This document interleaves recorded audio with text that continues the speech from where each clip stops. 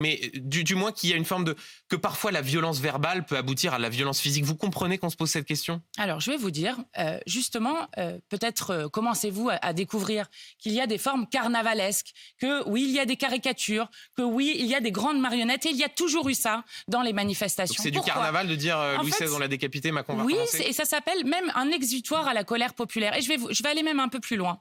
Parfois, nous avons des mots très âpres, y compris dans l'Assemblée ou dans la manière dont nous parlons sur ce qui se passe dans le pays et la responsabilité qu'a Emmanuel Macron dans la situation de tension dans le pays. Parfois, nous avons des mots très âpres. Mais c'est ça la démocratie. Parce qu'en démocratie, les conflits doivent justement se régler de manière pacifique. Et nous, parce que nous exprimons cette colère, justement, nous permettons de faire en sorte... Vous canalisez la colère ou est-ce que vous l'attisez ? Non, des gens entendent ce genre de choses, ils se disent au fond... les mots sont tellement violents que peut-être que ça désinhibe une forme de violence physique. Eh bien, je ne crois pas, et je crois même, je vais aller plus loin, que nous sommes les seuls à prendre réellement au sérieux la crise démocratique dans laquelle est notre pays.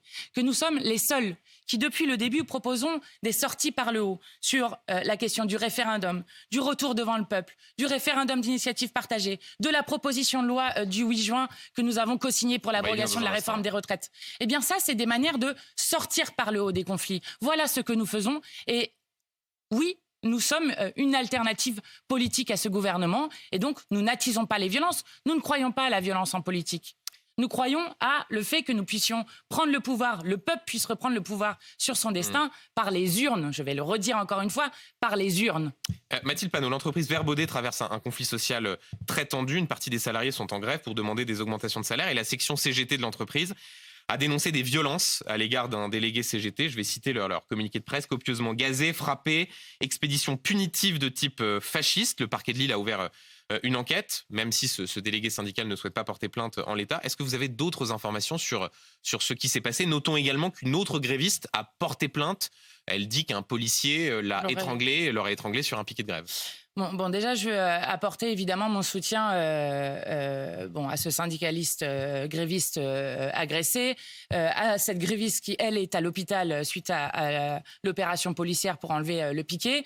On parle d'ouvrières, principalement des femmes, qui, depuis 60 jours, sont en grève pour avoir 150 € net d'augmentation de salaire, qui ont des salaires qui sont inférieurs à 1 500 € et qui font du travail à la chaîne. C'est juste pour replacer et qui, en quelque sorte, expriment la volonté générale de ce qui se passe dans le pays, de gens qui n'en peuvent plus et qui se battent pour que les salaires augmentent dans ce pays, puissent relancer la consommation populaire, aident les petites et moyennes entreprises, bref, qui se battent pour l'intérêt général. Vous êtes satisfaite que le parquet de Lille ait ouvert une enquête ? Parce qu'il y a parfois cette idée, au fond, qu'il y a une sorte de sous-estimation. Hier, Jean-Luc Mélenchon dit « Cet homme n'est pas chocolatier, mais délégué syndical CGT d'une boîte en grève ». Comme si, au fond, il y avait un deux poids, deux mesures. Là, le parquet de Lille s'est saisi. Mais heureusement, vous vous rendez compte, parce que là, vous avez cité un point du communiqué, mais je vais quand même redire ce qui s'est passé. Cet homme a été enlevé dans une camionnette devant son fils. Il a ensuite été séquestré. Il a été tabassé, il a été gazé, il a été dépouillé et ensuite rejeté à plusieurs kilomètres de chez lui. Et d'ailleurs, puisque vous citez le communiqué, Jean-Luc Mélenchon dit par qui deviner silence des grandes consciences. Et rappelons que ce communiqué de la CGT évoque des policiers en civil. Est-ce que vous avez des éléments permettant de dire que c'était des policiers en civil ? Non, nous n'avons pas d'éléments pour dire que c'était des policiers. Alors mais pourquoi Jean-Luc Mélenchon relaie un communiqué avec cette phrase ? Je vous explique, c'est parce que nous avons eu contact avec ce gréviste qui est dans un état de choc profond, comme vous pouvez l'imaginer. Et effectivement, ces gens qui l'ont enlevé, séquestré, j'espère que nous déterminerons extrêmement vite qui c'est, se sont présentés comme des policiers. Ces gens avaient des armes, ces gens avaient des menottes sur eux. Et donc cela permet d'attester avec certitude, comme le fait le communiqué de la CGT, que c'était des policiers en civil ? Je ne sais pas, c'est ce que permettra de déterminer l'enquête. La CGT ne se pose pas la question, elle affirme que c'était des policiers en civil. Oui, la CGT relaie ce que dit le syndicaliste avec et donc vous avez des preuves que c'était des policiers en civil ? Non, je viens de vous expliquer que, en fait, la question n'est pas là. C'est important de savoir qui est à l'origine de cette agression. Le plus important, c'est de comprendre comment est-ce possible qu'un représentant syndical dans notre République soit aujourd'hui à ce point-là agressé avec des méthodes qui rappellent les pires heures des dictatures dans l'histoire du monde. C'est ça qui est important. Alors après, on verra qui a fait ça. Donc juste, contrairement à ce que dit le communiqué de presse de la CGT Vert Baudet, relayé par Jean-Luc Mélenchon, vous n'avez pas de certitude qu'il s'agissait de policiers en civil ? Non, ces gens ont dit qu'ils étaient des policiers, qu'ils avaient des armes, qu'ils avaient des menottes. Sont-ils policiers ou pas? L'enquête le déterminera. Un tout dernier mot sur ce sujet des violences, Mathilde Panot. Après la démission du maire de Saint-Brévin, dont la maison a été incendiée, rappelons-le, le gouvernement a dit vouloir alourdir les sanctions pénales quand il s'agit de violences contre les élus, au même niveau que les atteintes contre les policiers. Est-ce que vous soutiendrez cette initiative si la loi doit être changée? On verra ce qu'il y a exactement dedans, parce qu'on a l'habitude des surprises avec la Macronie, mais je ne crois pas que c'est ça qui règle la question au fond. Alors on verra quelle sera la position du groupe. Mais regardez sur Saint-Brévin, où d'ailleurs j'invite tout le monde à se rendre à Saint-Brévin le 24 mai en soutien au maire de Saint-Brévin. La question n'est pas la sanction derrière. La question est qu'a fait l'État pour protéger ce maire. Et c'est là où l'État et le gouvernement a failli sur cette question. Et je vais vous dire, je suis présidente d'un groupe dans lequel il y a beaucoup de députés qui sont sous menace constante de l'extrême droite. Je pense à Ercilia Soudé qui a été agressée dans la rue récemment par quelqu'un d'extrême droite. Je le dis très solennellement. Il se passe quelque chose de très grave dans ce pays. Alors le gouvernement peut continuer à pointer la France insoumise comme il le fait. Vous demandez des protections de la part du ministère de l'Intérieur à l'égard de ces élus qui sont menacés. Mais vous avez vu ce qui s'est passé récemment sur la question du projet d'attentat qui visait Jean-Luc Mélenchon, Médine, le CRIF et des mosquées. Absolument, il y a eu des interpellés, ils passeront devant la cour d'assises d'ailleurs. Mais à l'époque, ils n'ont été ni informés, ni protégés. Et c'est la deuxième fois que ça arrive. Et je pose sérieusement la question. Est-ce que le gouvernement est en train de régler ses comptes politiciens pour décrédibiliser l'alternative politique que nous sommes? Ou est-ce qu'il prend en compte l'ampleur du problème dans ce pays et l'état de tension dans lequel il met ce pays? Mathilde Panot, un tout dernier mot. Le 8 juin sera donc discutée à l'Assemblée nationale la proposition de loi Lyotte pour abroger les 64 ans. Hier soir, Elisabeth Borne a déclaré que cette proposition de loi était inconstitutionnelle. Elle fait référence au fait que passer de 64 à 62 ans, cela créerait une dépense qu'elle estime à 18 milliards d'euros. Qu'est-ce que vous répondez à Elisabeth Borne?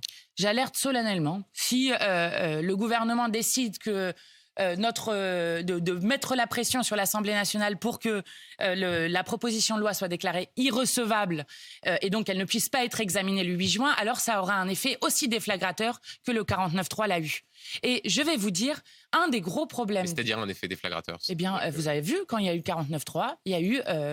des jeunes qui sont sortis par milliers pour dire nous ne sommes pas d'accord avec cette manière autoritaire de continuer. Vous dites si cette proposition de loi est déclarée irrecevable, il y aura des violences, il y aura des manifestations. Je n'ai pas dit des violences, j'ai dit des jeunes qui manifestent.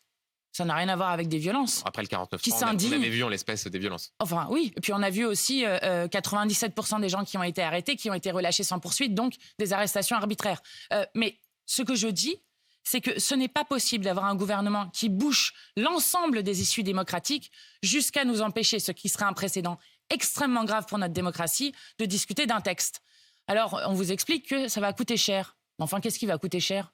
Elle vient d'être votée, elle n'est même pas appliquée. Non mais Mathilde Panot, c'est surtout qu'en réalité, au-delà de la question de la recevabilité ou non, vous vendez des illusions aux Français. Même si cette loi était votée à l'Assemblée nationale, vous savez pertinemment qu'entre le Sénat qui ne votera pas pour les allers-retours, la question de la commission mixte paritaire, de l'inscription à l'ordre du jour, la réforme des retraites ne sera pas abrogée. Elle rentrera en vigueur le 1er septembre. Donc au fond, est-ce que vous ne vendez pas un peu du vent aux Français en leur disant que... Vous vous rappelez du contrat première embauche en France?